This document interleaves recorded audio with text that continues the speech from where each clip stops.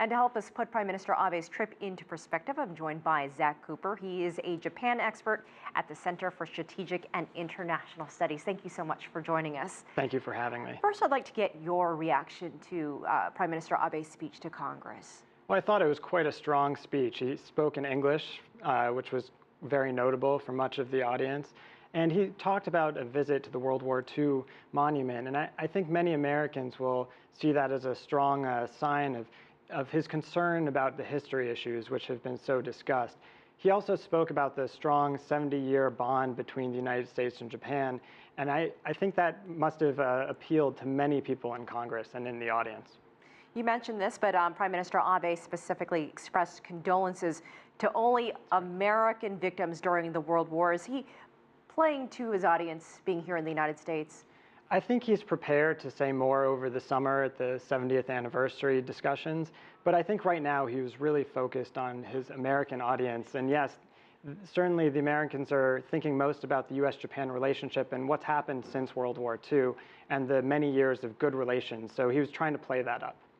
I'd like to get your take on this U.S.-Japan security alliance. What do you make of it, the timing of it, and concerns that other countries in the Asia-Pacific region have about it? Sure.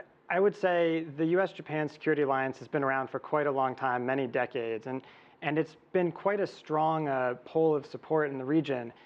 There are certainly countries that are more concerned about the alliance's role, China, South Korea to some extent, but I'd say in much of the region it's actually quite popular, especially in Southeast Asia. So the alliance is strong, and the measures announced over the last several days will make it even stronger. Anything surprising coming from that point? I would say the strong announcement by both the President and the Prime Minister about the alliance, that is not surprising, but it's good to see for many people that do focus on the alliance. And many people were looking for signs that the alliance is just going to get stronger in the years ahead. And I would say there were many of those signs. The one issue that hasn't come up as much as some might have hoped has been the Trans-Pacific Partnership. Well, I wanted to ask you about that Sure. next. And you know, Prime Minister Abe did mention that. Do you think, though, he made any headway with some of the lawmakers here in the United States who are weary about this Trans-Pacific Partnership? It's hard to say. There's been a lot of movement in recent weeks about trade promotion authority, and I think that that certainly has to make the Japanese quite happy because that's been a major concern of theirs for some time. But at the same time, no one expected a TPP deal to be signed here in Washington today. I think what they were looking for is signs that there's progress and that we're moving forward. I think we'll have to wait and see on that one. All right, cautiously optimistic.